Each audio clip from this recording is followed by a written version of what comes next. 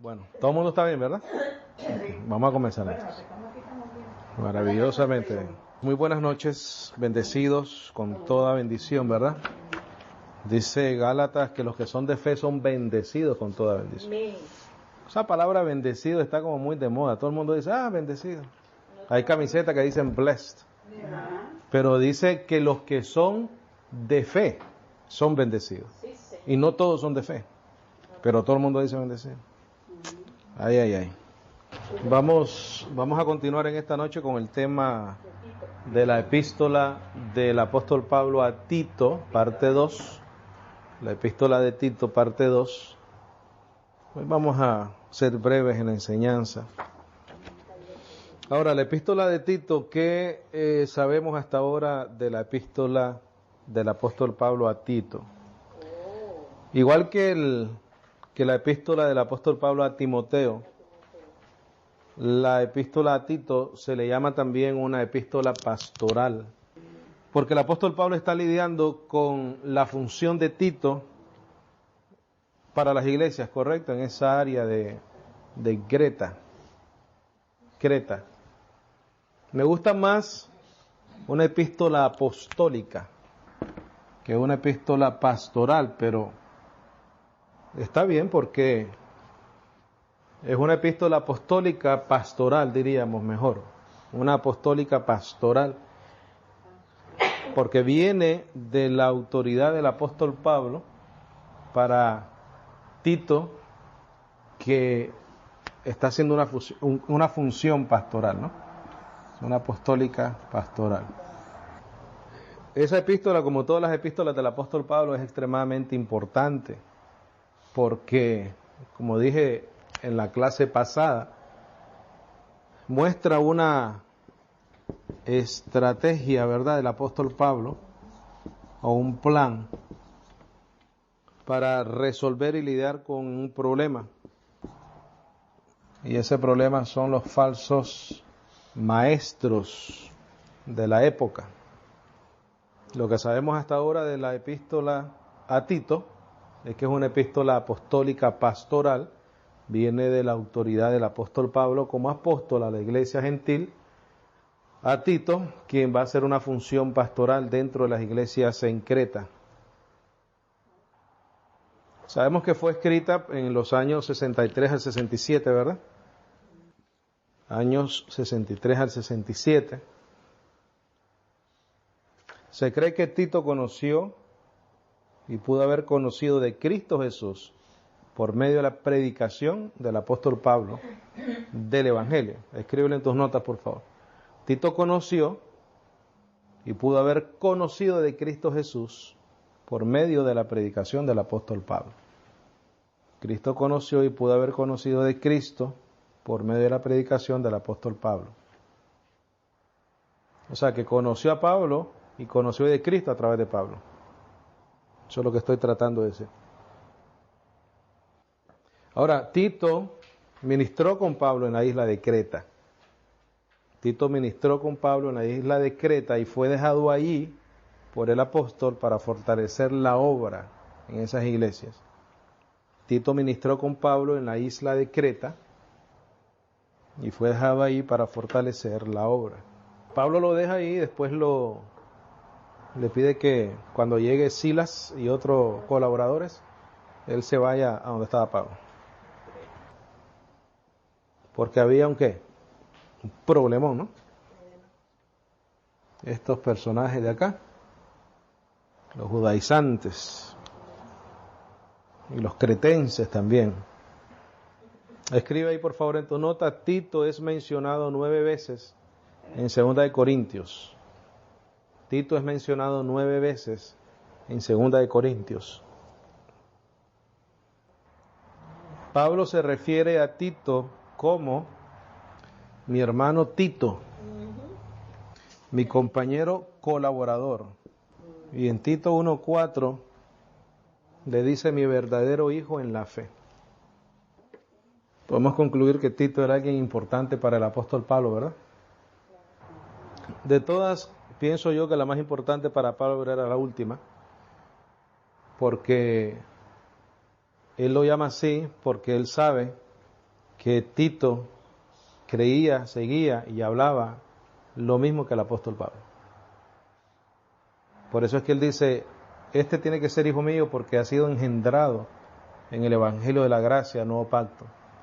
Por eso es que le dice mi verdadero hijo en la fe.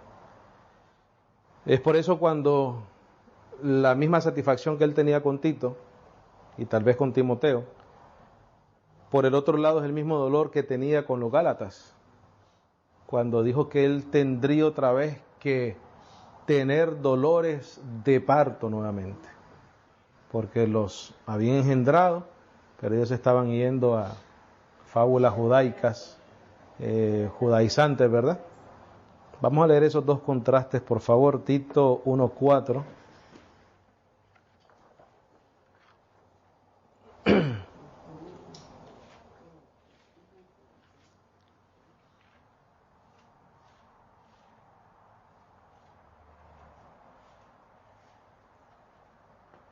Tito 1:4. ¿Estamos ahí? Dice a Tito, mi verdadero hijo según la común fe. Entendemos que cuando dice la común fe, la fe es la doctrina, el conocimiento, el evangelio. En otras palabras, Tito creía lo que el apóstol Pablo predicaba. Esa era la evidencia de que él había nacido a través del evangelio de la gracia, ¿verdad? A través de esa predicación. Por el contrario, vamos a Gálatas 4. Vamos a leer desde el 15. En las cartas del apóstol Pablo, si las estudiamos, como hemos dicho hasta ahora, con diligencia, ¿verdad? Estudia con diligencia. Nos podemos dar cuenta de las diferentes situaciones que vivía el apóstol Pablo y los diferentes sufrimientos y satisfacciones que vivía el apóstol Pablo. Tan claras en las epístolas. En el versículo 15 dice, ¿dónde está pues vuestra bienaventuranza? Porque yo doy testimonio que si hubiera sido posible, vuestros mismos ojos hubierais sacado para dármelos.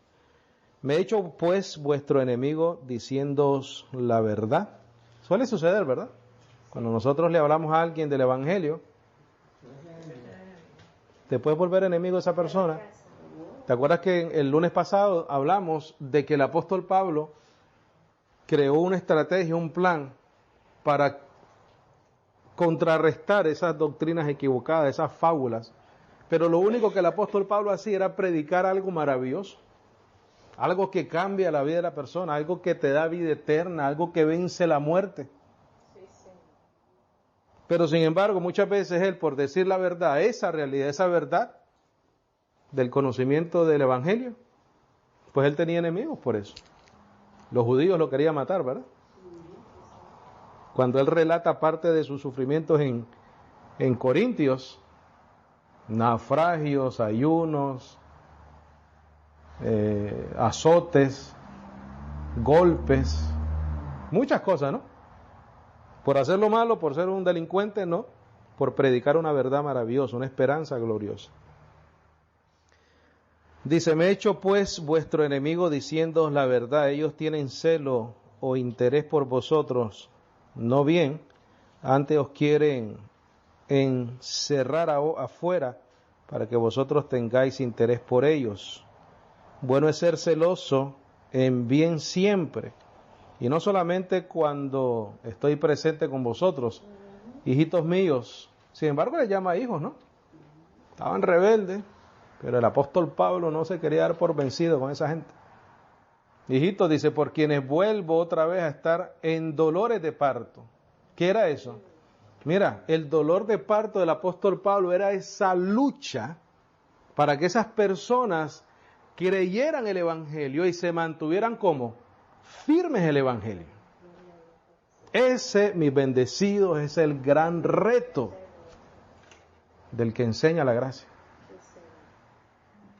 Predicarlo, que se crea el mensaje y que permanezcan en el mensaje. Porque si no, hay que hacer ¿qué? Volver a sufrir ese proceso de sacar toda esa cera espiritual, ¿verdad?, que tuvimos en los oídos en algún momento para poder escuchar, creer y entender el Evangelio. Todos pasamos por eso, mis bendecidos. Todos pasamos por eso. Dice el 19, hijitos míos, por quienes vuelvo otra vez a estar en dolores de parto, hasta que Cristo sea formado ¿en qué? En vosotros. Eso es lo que él quería. ¿Eso era malo? ¿Qué creía el apóstol Pablo? Que a través de la predicación del Evangelio esas personas supieran lo que eran en Cristo Jesús. Para que Cristo sea ¿qué? Formado en ellos. Eso no era malo, eso era bueno. Pero sin embargo, por decir esa verdad, se estaba haciendo enemigo de ellos. Dice, querría estar presente con vosotros ahora y mudar mi voz o cambiarla, porque estoy perplejo acerca de vosotros. Decidme los que queréis estar debajo de la ley, ¿no oís la ley? Porque está escrito que Abraham tuvo 2 hijos, uno de la sierva y uno de la libre. Mas el que era de la sierva nació según la carne, el que era de la libre nació según la promesa, las cuales cosas son una alegoría, porque estos son los 2 pactos, el uno ciertamente del monte de Sinaí, que engendra para servidumbre, el cual es Agar, porque Agar es Sinaí, monte de Arabia, el cual corresponde a la Jerusalén que ahora es, la cual está en servidumbre con sus hijos. ¿Por qué? Porque está bajo la ley. Mas aquella Jerusalén que está arriba, libre es, la cual es la madre de todos nosotros, porque está escrito, alégrate estéril que no pares, prorrumpe y clama tú que no estás de parto, porque más son los hijos de la desamparada que la de que tiene marido. Así que hermanos, nosotros como Isaac somos hijos de la promesa, empero como entonces el que nació según la carne perseguía al que nació según el Espíritu, así también ¿qué? Ahora, la misma cosa. Hoy en día ese legalismo, ese judaizante, esa línea de pensamiento evangélico que lo que quiere es obligarte a obrar, ya sea para guardar tu salvación o como para obtenerla o para no perderla, o ya no se sabe ni qué es lo que se obra y para qué se obra. Pero ese persigue al libre. Pues no sé si te ha pasado a ti, si tú has predicado la gracia y le has compartido la gracia a alguien que dice que tienes que guardar, orar, ayunar, si no te pierdes, si viene Cristo en ese momento y no estás frío, ¿te quedas? Si tú le predicas la gracia, se vuelve. Si estás enojado con tu hermano, te quedas, porque es por obra, ¿no? Según ellos. Así enseñan, así dicen, así cuentan. Ahora, ¿por qué razón Tito fue dejado en Creta? Ponlo ahí en tus notas. ¿Por qué razón Tito fue dejado en Creta? Porque el apóstol Pablo sabía que le podía pasar lo mismo que en Gálatas, ¿no? Él quería que estas iglesias estuviesen preparadas. ¿Por qué razón Tito fue dejado en Creta? Y pon la respuesta ahí, Tito 1:5, esa es tu respuesta. Y vamos a ir a Tito 1:5. Aquí está la razón y la causa. Mira, por esta causa te dejé en Creta para que acabases de poner en orden las cosas que faltaban y ordenases ancianos en cada ciudad como yo te mande. El apóstol Pablo le dio instrucciones a Tito, a su discípulo, a su compañero, a su colaborador, a su hijo, verdadero hijo según la fe o la común fe, que pusiera en orden las cosas en esas iglesias en Creta. Pero dijo que ordenase ancianos en cada ciudad, como te mandé. Ancianos en cada ciudad. Estos ancianos, mis bendecidos, al igual que Tito, al igual que Timoteo, tenían que tener características específicas, claras y concretas para poder enfrentar el problema de los falsos maestros. Pero esas características específicas de estos ancianos no eran como lo vemos hoy en día, estos guerreros espirituales y guerreros de oración, ¿verdad? Que se meten a orar 40 horas por ahí y reprendiendo y verle diablo a todo el mundo. No. Estos ancianos tenían tres características. Número 1, un conocimiento pleno de la sana doctrina. Un conocimiento pleno de la sana doctrina. Número 2, un excelente testimonio.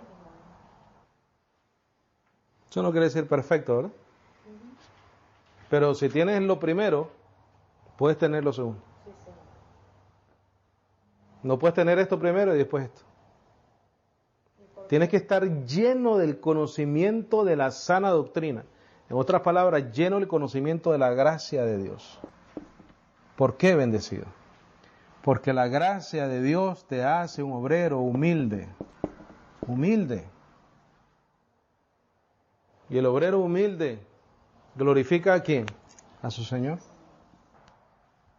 Pero si no tienes un conocimiento pleno de la sana doctrina y piensas que es por tu esfuerzo, por lo mucho que te esforzaste, por tus propias obras, etcétera, no vas a enseñar gracia, no vas a enseñar, no vas a ser humilde, vas a ser jactancioso.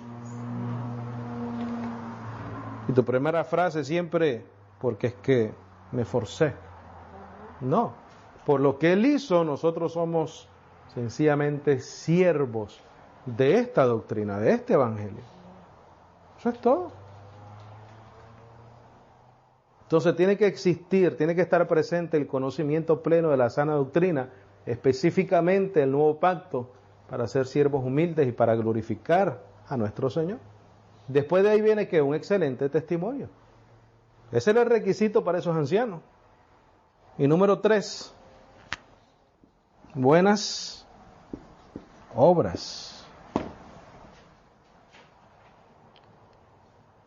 Buenas obras. Porque estamos llamados a esto, ¿no? Esto no lo podemos quitar de nuestra vida, bendecido. Ni aún estando en gracia, no se puede.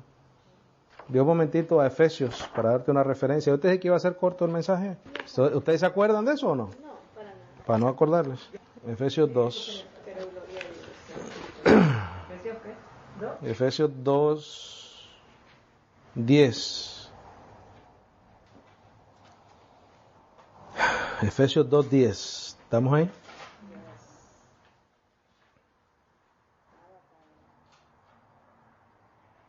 Dice, porque hechura suya somos, creados en Cristo Jesús, ¿para qué? Para buenas obras. Para buenas obras, las cuales Dios preparó antes para que anduviésemos en ellas. Mira, las buenas obras no las podemos evitar. ¿Por qué? Porque ya fueron preparadas de antemano.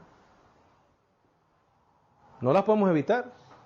Tenemos que caminar sobre las buenas obras que Dios ha preparado para nosotros, ya sea desde el punto de vista individual o desde el punto de vista como iglesia. Vamos a leer cuáles son esas buenas obras. Vamos a regresar a Tito, por favor. Yo pregunto, ¿puede haber buenas obras sin el conocimiento de la gracia? Hay gente que es buena gente. Te voy a decir la diferencia.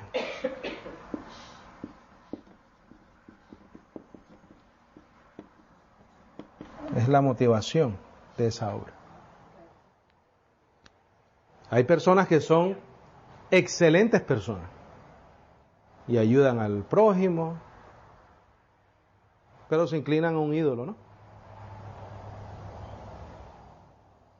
Andan estampillitas en el bolsillo, pero hacen buenas obras y son buena gente, pero tienen un San Lázaro ahí en su casa. ¿Cuál es la diferencia? La motivación de esa obra. La motivación de una buena obra en un bendecido que tiene el conocimiento de la gracia es una de agradecimiento. La motivación para alguien que cree que por las obras es salvo es precisamente por eso, porque se quiere salvar por obra. Entonces ellos se empeñan a hacer buenas obras para alcanzar ese fin. Nosotros no lo hacemos para eso, nosotros somos salvos para siempre, pero hacemos buenas obras porque queremos compartir con otros la gracia. Lo que el Señor decía, hacían cosas, ¿verdad? Y lo decían en las plazas. Pero decía, tú ve que tu mano derecha no sepa lo que hizo la izquierda. Tito 1:5, por favor. Aquí vamos a leer bastante. Es más, hoy acabamos, Tito. Entonces, ¿te acuerdas que habíamos hecho la pregunta? ¿Por qué razón Tito fue dejado en Creta? Dice, por esta causa te dejé en Creta para que acabases de poner en orden las cosas que faltaban y ordenases ancianos en cada ciudad como yo te mandé. Si alguno fuera irreprensible, mira esto, de los ancianos, que el apóstol Pablo quería. ¿Tú quieres saber el tipo de colaborador que quería el apóstol Pablo? Aquí está. Qué falta de conocimiento y qué falta de responsabilidad de las iglesias, de las personas que ponen hoy en día a liderar grupos. Sí, Señor. Entre comillas liderar, porque no somos líderes, somos siervos, ¿verdad? A enseñar, cuando no tienen qué cosa, el conocimiento de la gracia. Entonces eventualmente comienzan a fallar en el testimonio y comienzan a fallar o a tener falta de buenas obras. Ahora llámalos al car wash para recoger dinero, ahí sí van rapidísimo. Y a vender tamales y todo. Versículo 6 dice, y si alguno fuera irreprensible, marido de una sola mujer que tenga hijos fieles, no acusados de disolución o contumaces, porque es menester que el obispo sea irreprensible, como el mayordomo de Dios. ¿Qué hace un mayordomo? Cuida los bienes, ¿verdad?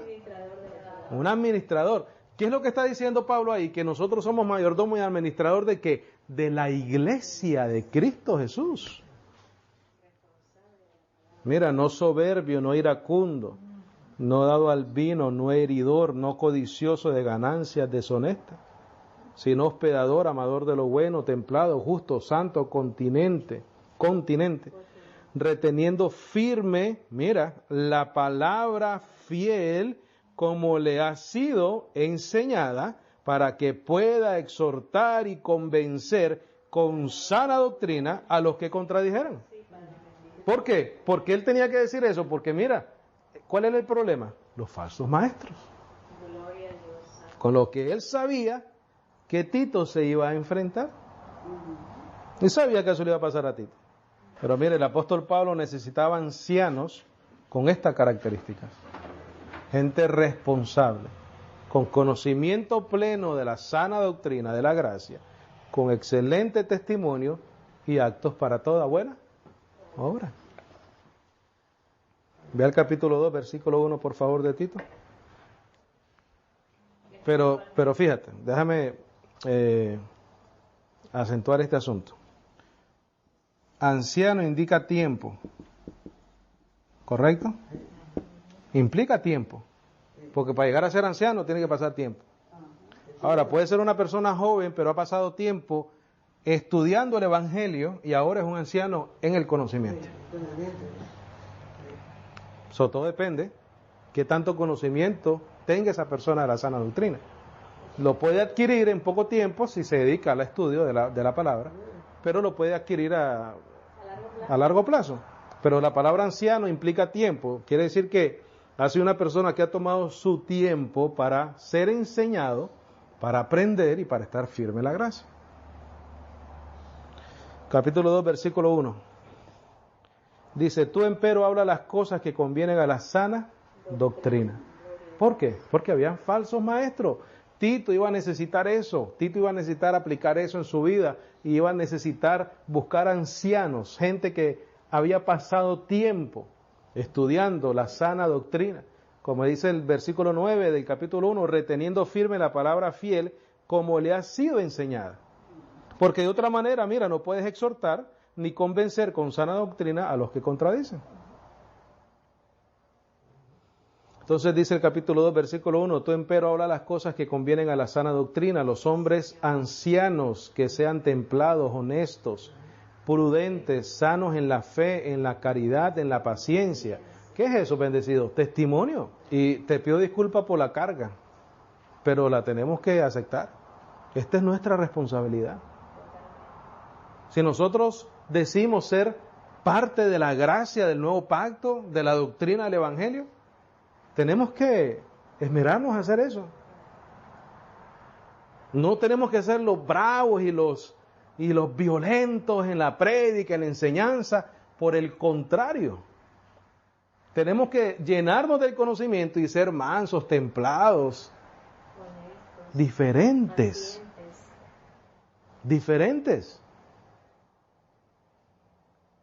Mira, templados. ¿Qué es una persona templada? Una persona tranquila, pacífica, honesto, prudentes. ¿Qué es un prudente? Alguien que piensa antes de hacer y de hablar. Hay que ser sano en la fe. ¿Qué es eso? Doctrina. ¿En qué creemos? Dice en la caridad, en la paciencia.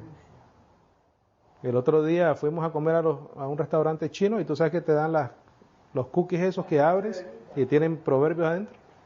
Y uno de los proverbios decía, la paciencia es el arte más difícil de alcanzar.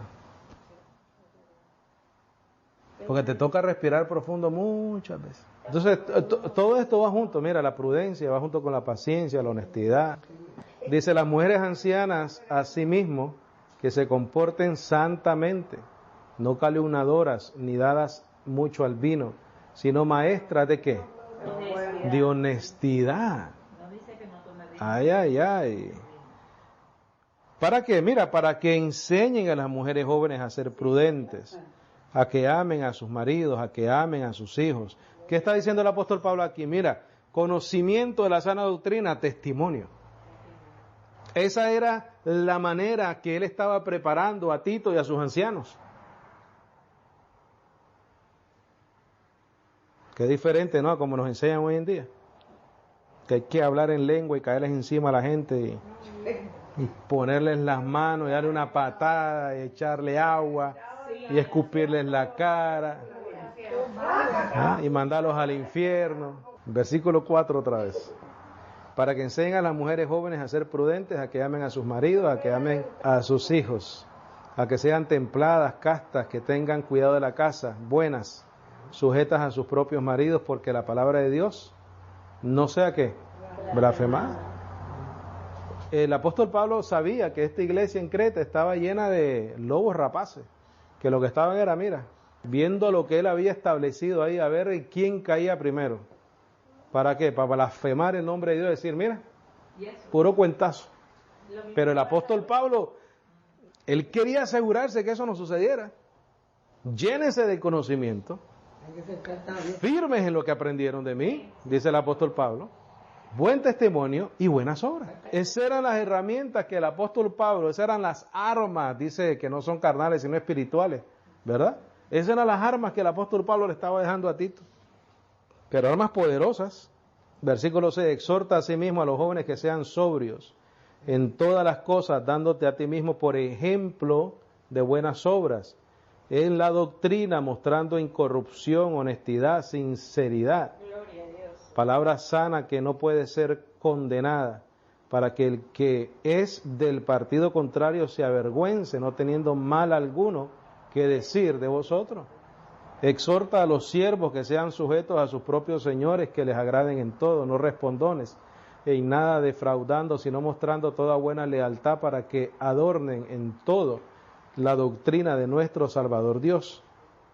Porque la gracia de Dios, que trae salvación a todos los hombres, se ha manifestado, enseñándonos que renunciando a la impiedad y a las concupiscencias mundanas, vivamos en este presente mundo templada y justa y piadosamente, esperando aquella esperanza bienaventurada y la gloriosa venida del gran Dios y Salvador nuestro, ¿quién?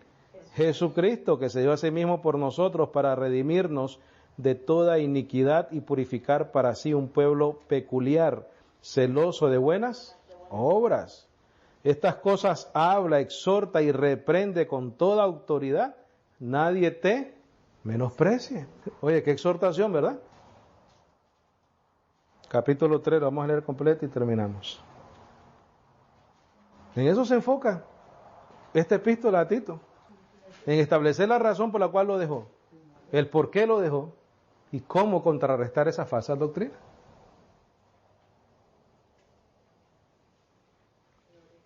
Dice, recuérdales que estén sujetos a los principados y potestades y que obedezcan a los magistrados, que estén prestos para toda buena obra, que no digan mal de nadie, que no sean pendencieros, más modestos, mostrando toda mansedumbre para con todos los hombres, porque también éramos nosotros insensatos en otro tiempo, rebeldes, errados, sirviendo a concupiscencias y deleites diversos, viviendo en malicia y en envidia, aborrecibles y aborreciéndonos los unos a los otros. Mas cuando la bondad y el amor de Dios nuestro Salvador para con los hombres apareció, no por las obras de justicia que también nosotros habíamos hecho. Mira, lo que hablamos de la motivación, ¿no? Aquí no nos salvamos por las buenas obras, bendecidos, pero estamos llamados a hacer buenas obras o a tener buenas obras. Pero las buenas obras es todo esto que hemos leído, el testimonio, nuestra disposición para compartir el Evangelio. Esas son las buenas obras que nosotros queremos.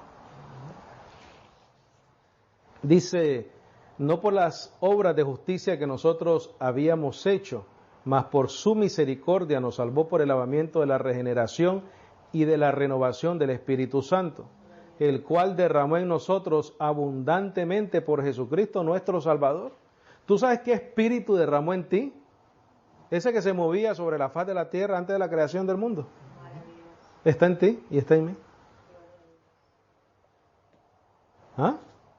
Eso es motivación, ¿verdad? Para dar buen testimonio, para dedicarnos al estudio de la palabra, para hacer buenas obras. Versículo 7, para que justificados por su gracia seamos hechos herederos según la esperanza de la vida eterna. Estamos sellados con el Espíritu Santo porque cuando Él derrama el Espíritu abundantemente en ti y en mí, estamos sellados con el Espíritu. Ese es el bautismo. Ese es el bautismo que Él prometió cuando Juan lo miró y dijo, he aquí, este es el que bautizará en Espíritu. Yo bautizo en agua, pero viene uno que bautizará con Espíritu Santo y fuego. Te sella y te purifica. ¿Qué hace el fuego? Purifica, ¿no? Aquí te dice que nos salvó por el lavamiento de la regeneración y de la renovación del Espíritu Santo. Versículo 7, para que justificados por su gracia seamos hechos herederos según la esperanza de la vida eterna, palabra fiel. Y estas cosas quiero que afirmes con firmeza, que los que han creído en Dios procuren sobresalir en buenas obras. Estas cosas son buenas y provechosas para los hombres, mas evita las cuestiones insensatas y las genealogías y las contenciones y disputas sobre la ley, porque son sin provecho y vanas. Al hombre hereje después de la primera y segunda amonestación, ¿qué cosa? Deséchale, estando cierto que el tal está perdido y peca, siendo condenado a sí mismo. Cuando enviare a ti a Artemas o a Tíquico, date prisa en venir a mí a Nicópolis. So, él lo dejó, él iba a mandar a estos colaboradores y quería que él regresara a ver a Pablo, porque ahí he determinado de invernar, para que pasara el invierno con el apóstol Pablo. A Zenas, doctor de la ley, y a Apolo envía delante, procurando que nada le faltes. De Zenas no se dice mucho en la historia bíblica.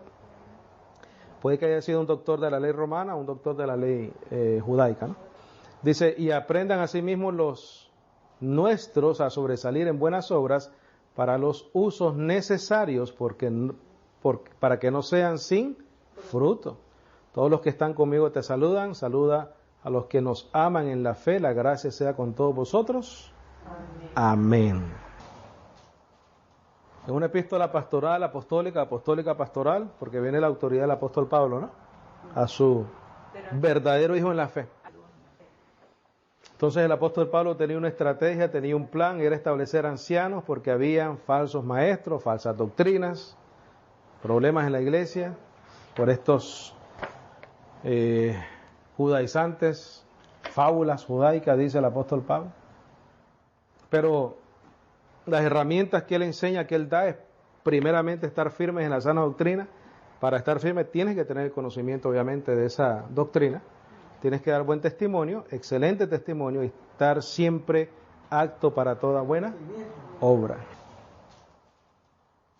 Preguntas, comentarios.